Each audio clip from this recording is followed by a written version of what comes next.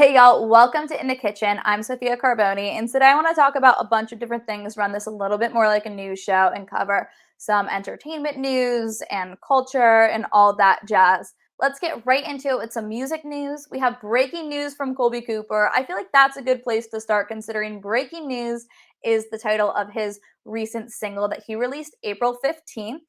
It's absolutely phenomenal. It's true to Kolby's sound, great beat, great lyrics, 10 out of 10. Give it a listen. If you're a Kolby Cooper fan, last week was a really big week in music releases, especially country music releases. We had Morgan Wallen dropping his new single also on April 15th, Don't Think Jesus. Although there's a little bit of debate on that, I do have to say, on TikTok, because it technically has been out for about a year now on SoundCloud. Some people have had the link to it and have been listening to it for about a year.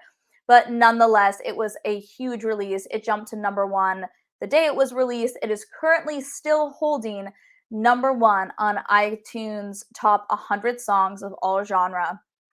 It beat out Jack Harlow's recent release of First Class, which was heavily teased on TikTok these past few weeks, started a lot of trends on TikTok, and that was also finally released recently. Again, there were a lot of things released last week. Sticking with country music, we had also on April 15th, Zach Bryan releasing Late July, which is the third single off of his upcoming album, American Heartbreak, which is being released in late May.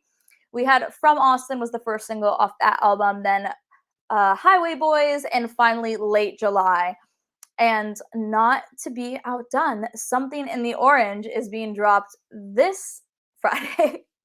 Zach's just rolling them out. To be fair, it is a 30-song album. So he does have a lot of music to play with here. And if you follow him on Twitter, or if you're a Zach Bryan fan, I highly recommend following him on Twitter and turning those notifications on, because between his Twitter and his TikTok, he is constantly dropping teasers and covers and new music. He dropped the first ever clip of Something in the Orange, which has gone absolutely viral on TikTok back in late December. December 29th, I think he posted this clip. You are just a man to me, you're all I am. Where the hell am I supposed to go? I poison myself again. Something in the orange tells me you're never coming home.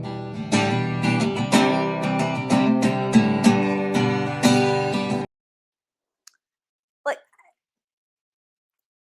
those lyrics are just phenomenal. So he started a trend of a lot of these younger singers and young country fans that were covering his song. Here's a couple of them that went really viral, of a few 100,000 likes each. Well, to you I'm just a man, to me you're all I am. Where the hell am I supposed to go? I poison myself again. There's something in the orange tells me that you're never coming home.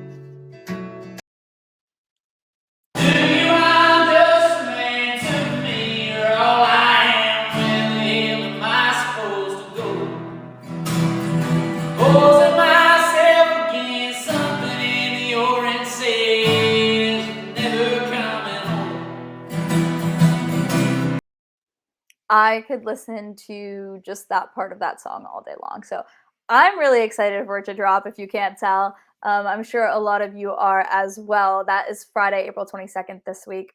But going back to some songs that are already out there and available for you to listen to, the iTunes Top 100 is a great place to start. We have Don't Think Jesus, Morgan Wallen. Again, that's holding strong at number one. Number three, First Class with Jack Harlow. Four is About Damn Time by Lizzo. Number 7 on that, Love Like That, Philip Phillips, another recent release. And She Had Me at Heads Carolina, Cole Swindell, off of his new album. You know, I have to say, Cole Swindell, it's a phenomenal album. He's been getting a lot of good reaction to it as far as what I've seen on social media, so props to him for that. Other songs, notable songs that came out recently is Koe Wetzel's April Showers, which that came out a couple weeks ago, April 8th. The first single off of his upcoming album, but we never know with Koe. He could drop, as he says, he might drop the album tomorrow. He could drop it any day. He doesn't really like to give us much of a heads up. He's a little spontaneous in that. in that regard. But hey, if you've liked some of the music we've been talking about, i.e., Koe Wetzel, Zach Bryan, Kolby Cooper, they will be performing alongside Pagos and the Rooftops and Connor Smith at the Auburn Rodeo this weekend, April 23rd. There's still some GA tickets available, so head over to the auburnrodeo.com and make sure you use code OLDROW for a discount. I'm super excited to be going to that. I can't wait to see y'all there. Send me a message if you're going. We'll meet up, we'll have fun, we'll make some content. I'm going to be vlogging, attempting to vlog a lot of this on TikTok, and I might put some on locals and do an exclusive behind the scenes of the Auburn Rodeo type of thing. So we'll see. We'll see what lies in the future this weekend. Speaking of TikTok, we just started a TikTok account for Bucalupo. It's at the Bucalupo, Bucalupo. Check it out if you're using the app. I know conservatives like to stray from it, but it's definitely, we're trying to fight the whole idea that it's a liberal echo chamber and start to get some conservative voice in there. There's definitely so many young people on the app that it's not worth leaving it to be a liberal echo chamber. Hear me out. We should be trying to put conservative voices on the app because it's super popular amongst Gen Z, and I believe, I'll put a correction here if I'm wrong, but September 2021, it was the most visited website, more than Google. So it has this massive, massive audience, especially a younger audience. But instead of putting conservative ideals on it, we just run away from it. And I was talking to a couple of the prominent conservative creators who are on the app, and they were talking about how, it's not worth them posting anymore because every single one of their videos gets banned, which is valid because there is no conservative presence on the app. Like, props to the four of them that walk straight into the lion's den, but the rest of you have just run away with your tail tucked between your legs after having one video banned, or just not even downloading the app to begin with. I get the national security concerns. I understand it's a Chinese Communist Party owned app. Fine. But a lot of people aren't arguing that I see on Twitter. A lot of people, and that I've talked to on other apps and in person, they argue the moral high ground with it being owned by the CCP. Do you really have the moral high ground if you're leaving the entire app for young people to be indoctrinated by the left? All right, well, we're talking about TikTok. Taylor Lorenz versus Libs of TikTok. Let's get into it. Libs of TikTok, phenomenal Twitter account. Over 500,000 followers, taken down, put back up, over 750K now. Taylor Lorenz, scumbag journalist, known as it for a long time in DC, has a tendency to falsely dox people. She has a really terrible reputation. Not a lot of people like her. They never have. Libs of TikTok, anonymous account. What they do is they pull clips off of TikTok that tend to be of liberals, as the name would imply, and they post them on Twitter. I don't care what side of the aisle you're on. That's just basic. Seems legit. That's what she does. Fine. If you're upset about it, do it for conservatives. Right? Fine. Well, Taylor Lorenz decided that she was going to go and not only publish the administrator of that account's name and address and place of work, but then she was going to go show up to her family members' homes. That she was going to go and message her family members in a threatening manner. And what did the Washington Post do in response to this? Did they denounce Taylor showing up at people's homes? No.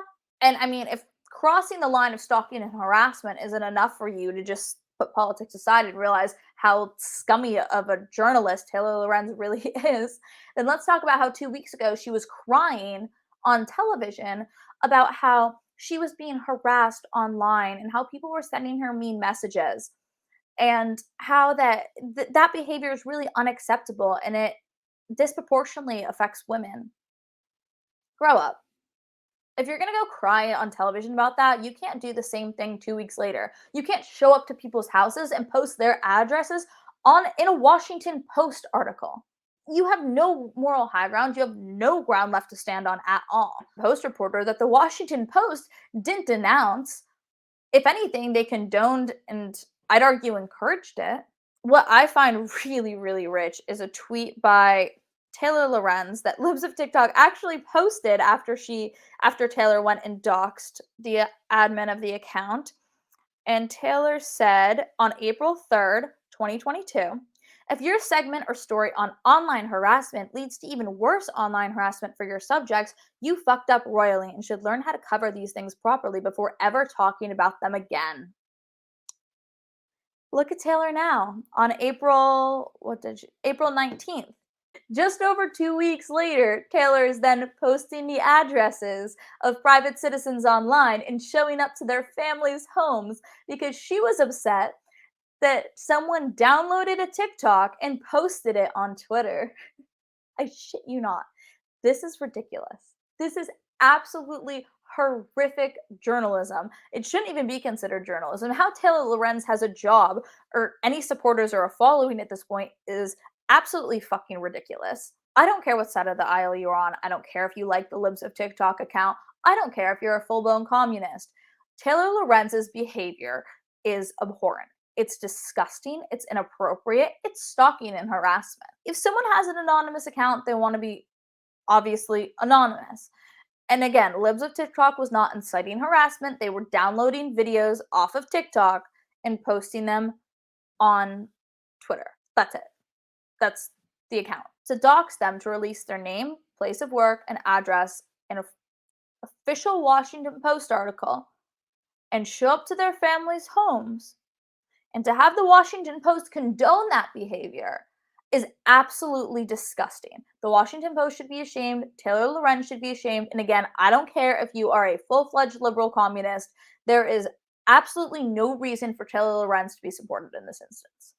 I really wanted to do more of an apolitical episode, but I do consider that to be it's culture, it's mainstream, it's what's happening now, and more people need to know about it. And we need to hold our journalists accountable on both sides of the aisle when they do things incorrectly, when they cross a line, when they are actually stalking people.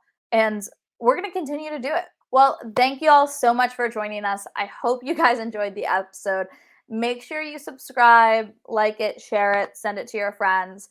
Make sure you message me if you're going to the Auburn Rodeo. Let's get together. Let's make some content. It's going to be a great time. And make sure you go and check out the Bucalupo on TikTok. Check out our website, bucalupo.com, Bucalupo, and bucalupo.locals.com, where you can subscribe for exclusive content. I'll be posting a ton of stuff from the Auburn Rodeo there. I'm going to do some articles on it. I do have to say we're going to put a ton of exclusive content on locals from the Auburn Rodeo that I think y'all are going to really enjoy. So make sure you go subscribe.